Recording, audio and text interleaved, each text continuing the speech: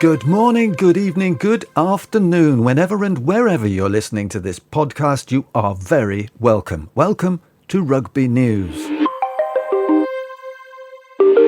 This week we have a roundup of local news, hearing about the next climate change event run by the County Council, finding out if you or anyone you know are missing out on the millions of pounds in government support that goes unclaimed every year, and the incredible news for one of the town's most cherished charities. An on-the-spot feature on the protests about the proposed closures of the 25-bed Hoskyn Ward in our Hospital of St Cross, and the high-risk weather forecast. You know what they say, they're wrong as often as they're right, but we'll have a go. Anyway, let's kick off then with the local news as of today, the 21st of November 2024. And now, with thanks mainly to the local paper The Rugby Observer, I can bring you a quick roundup of the local news for the past week. For more detail, visit www.rugbyobserver.co.uk/news.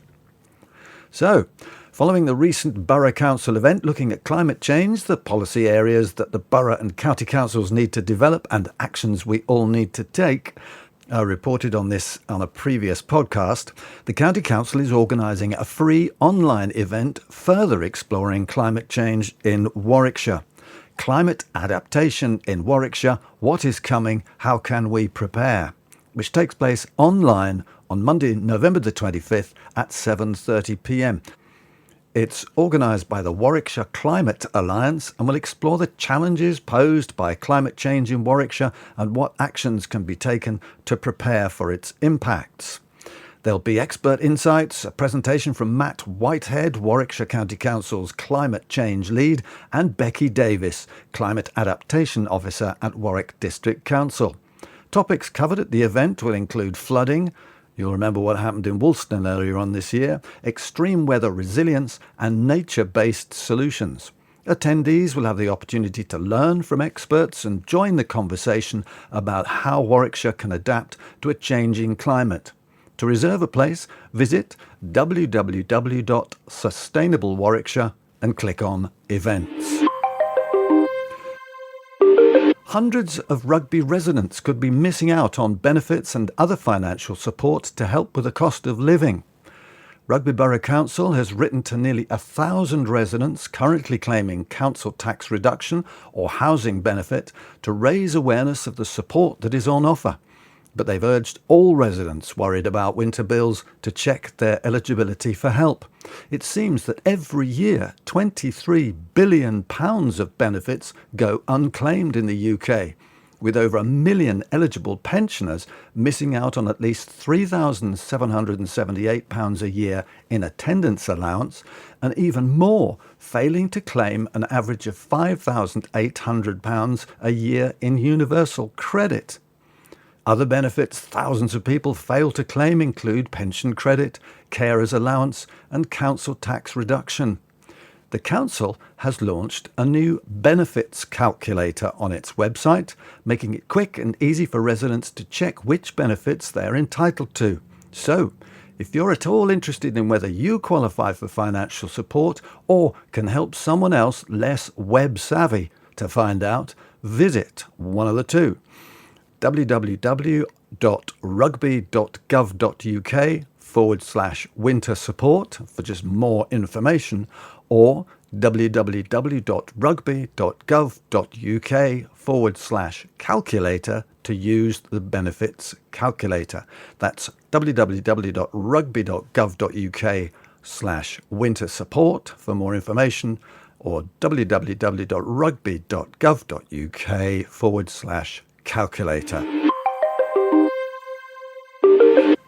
And here's amazing news for one of our most important local charities in Rugby, that's Hope 4. They have received royal recognition for their tireless work for nearly 20 years to end homelessness and poverty in Rugby. Hope 4 have been chosen to receive the King's Award for Voluntary Service, the highest award a local voluntary group can receive in the UK, equivalent to an MBE. They're one of just 2 Warwickshire organisations to receive this prestigious award this year.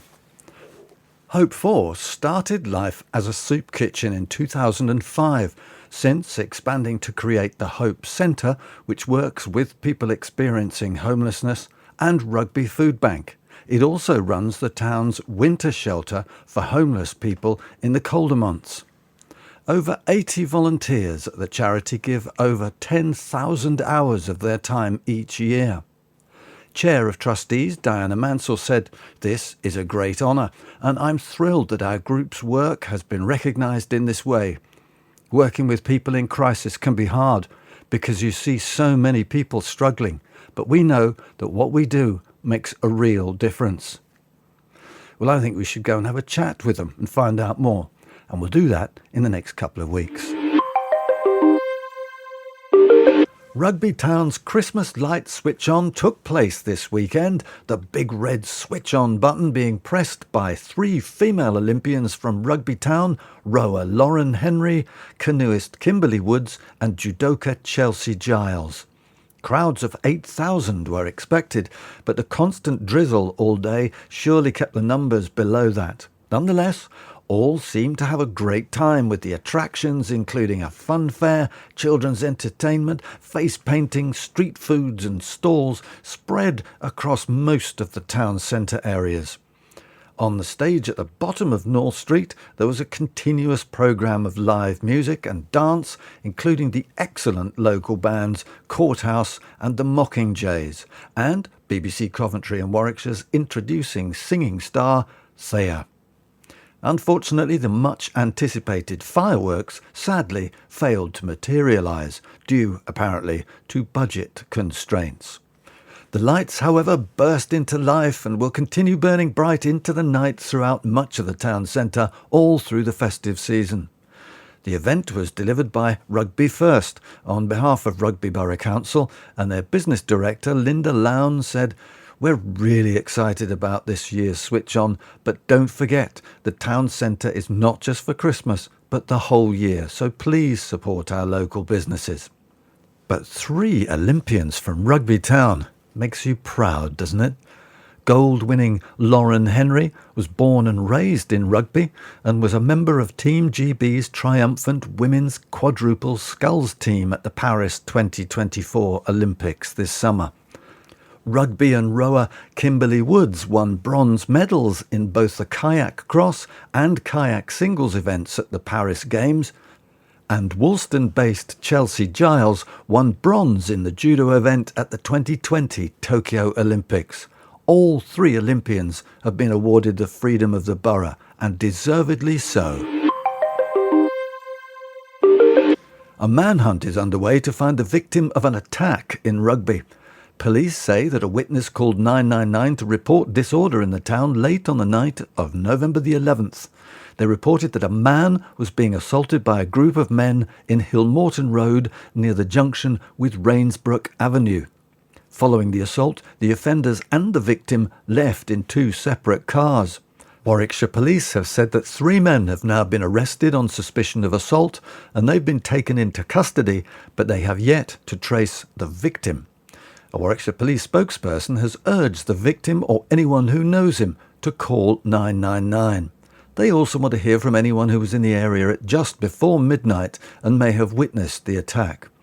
Anyone with information that can help us locate the victim can call us on 999. And finally, a word to any drivers thinking they can break the speed limit and get away with it. Your chances have greatly reduced, because Warwickshire Police has taken delivery of 3 new speed enforcement vans to be deployed at more than 70 sites across the county. The vans will be positioned on the county's high harm routes, with the aim of reducing the number of people killed or seriously injured on our roads. They're all fitted with improved cameras, providing clearer images and better facial identification of the driver. Gives them the ability to see if you're not wearing a seatbelt, using a mobile phone whilst driving, and more. ANPR is fitted to the front and rear of the vans, and they've got nighttime capability through infrared lighting. Police and Crime Commissioner Philip Seckham said, "I'm pleased to see this significant investment in road safety come to fruition as it moves us closer to our ambitious target of halving the number of people killed or seriously injured on our roads by 2030. We're also raising awareness through education and communications that we need all drivers to take responsibility for themselves and others' safety by always staying within the speed limit and at an appropriate speed for the conditions. If everyone can do this, our roads will become much safer immediately." And once again, our thanks mainly to the excellent local paper, the Rugby Observer. For more detail and more news, visit www.rugbyobserver.co.uk/news.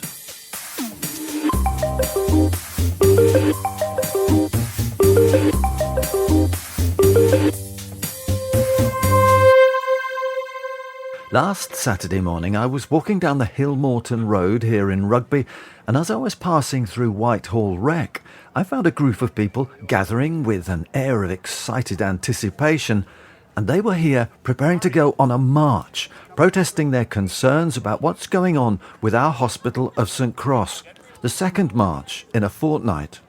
I made my way over to talk to Tom Crinningham, one of the organisers, and he told me what sparked all this off in the first place. Yeah, well, it all began with the closure of Hoskyn Ward, which is going to be closed December the 4th, I believe, and the loss of 25 medical beds and the loss of 41 jobs as well. So you did a protest a couple of weeks ago. Did that have an effect? It's got people around the table speaking, key stakeholders that are quite high up in the UHCW, well, at the top of the UHCW, to attend a meeting and discuss it. Have you had that meeting? The meeting was held yesterday. And do you feel encouraged? Yeah, it was a glimmer of hope from certain members of the at the meeting. There'll be more planned if things don't change. It certainly will be. Yeah, this is just the beginning. It's not the end. The proposed closure of Hoskyn Ward comes on top of other recent reductions in services at St Cross. Another lady reminded me that last year saw the closure of the last local ambulance station. And I think it's affecting people as well. It's taking ages for the ambulances to get through to the elderly and the young. Yes. Are you confident that we can make things happen? Yes, I am, if we all get together. If we all get together. Yes, Excellent. That's the main thing. There's 200 and odd people here, not 200 odd people, 200 and more here, and they're going to go on a march, and you're joining them? I am. Yes, I am. Yes. All right, well, have a good time. I might see you at the other end. Yes. Thank you for your time. Thank you. Well, through the town they marched, drawing supportive cheers and honking horns as they went. And at Caldecott Park, I found it was a good-sized crowd of 200 to 300 or so, being addressed by local councillors and trade union reps. One member of the crowd summed up the concerns very well. They got rid of the A&E through the back door by shipping things over to Coventry, slowly but surely. Over the years, go back to the 80s when I was growing up, there was every service here. Ambulances, A&Es, wards, surgical, it was all there. They took everything out. All set against the background that Rugby is one of the fastest growing towns in the Midlands. In the West Midlands. If it's the fastest growing town, why is its NHS services getting less for more people? So why are services getting less? Our new MP, John Slinger, was not there, but he tells us through a lengthy statement he made the day before that he is on the case. And I paraphrase his words. Today I chaired a vital meeting at the Hospital of St Cross in Rugby. I know that many members of the public are concerned about healthcare provision at the Hospital of St Cross. That's why, since the news broke on social media about the closure of Hoskyn Ward last month, I've taken action in the interests of my constituents. For today's meeting, we gathered local NHS leaders, campaigners and councillors to address public concerns surrounding the recent closure of Hoskyn Ward and discuss the long-term plans for healthcare services in our community. I convened this meeting after the NHS Trust announced the ward closure, a decision that sparked significant concern across Rugby. Alongside borough and county council leaders, Health Watch, the Rugby Health Improvement Forum and local campaigners, including those organising the upcoming march, I aimed to provide a constructive forum where local stakeholders could hear directly from the CEOs of University Hospital Coventry and Warwickshire NHS Trust and the Warwickshire Integrated Care Board. They shared updates on the ward closure, investment plans for St Cross, and broader healthcare strategies for the area. This open dialogue ensured every person had the chance to ask questions and engage with those responsible for making these decisions. Since news of the closure emerged, I've been focused on understanding and addressing the community's concerns. While I respect those who will march on Saturday, I believe that today's forum is a more constructive way for me to engage on these important issues. We've agreed to hold further meetings to maintain transparency and foster ongoing dialogue between the public, local representatives and NHS leaders. I'm also proud to support the Labour government's £25.7 billion investment in the NHS, the largest funding increase. So, there we have it. We're in the middle of a developing story. Many in the community see what has changed at St Cross over many years as going backwards, and it would appear that the rising chorus of concerns for the provision of healthcare across all areas has succeeded in bringing the politicians and decision makers to the table. If it's the fastest growing town, why is its NHS services getting less? As the lady said earlier on, it's better to work together, to talk, to listen, to understand, and to work out a way forward. Well, when there's more on this story, I'll bring it to you.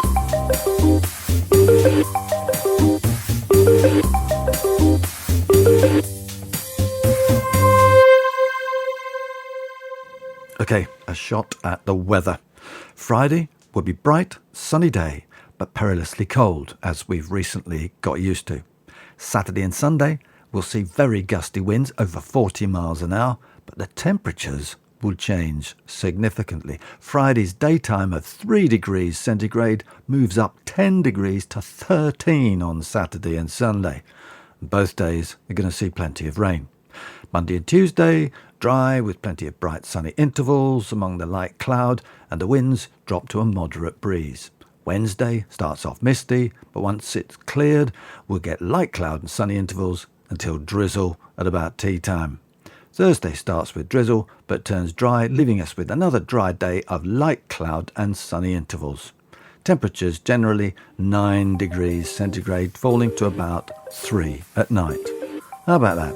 I'll see you next week and we'll see if it was any good.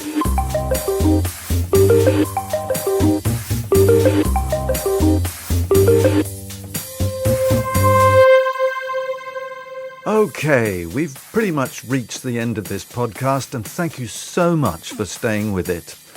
I'm aiming to publish a new one once a week, out on Thursday or Friday, ready for the weekend. Over time, I'm thinking it would be interesting to add an entertainment guide, sort of what's on in and around the town in the next fortnight. Would that be interesting? And also, I want to bring to a wider audience some of the hidden histories of this extraordinary town that are truly amazing, showing how Rugby Town has influenced and changed the world. I hope you liked what you heard, found it useful, and you want more. And if you did, thank you. Please like it, please subscribe, and if you have ideas about how it can be better, where it could be improved, do let me know in the comments, or you could email me simon.rugby.news@gmail.com. Okay, thanks again for listening. Catch up with you next week. Goodbye.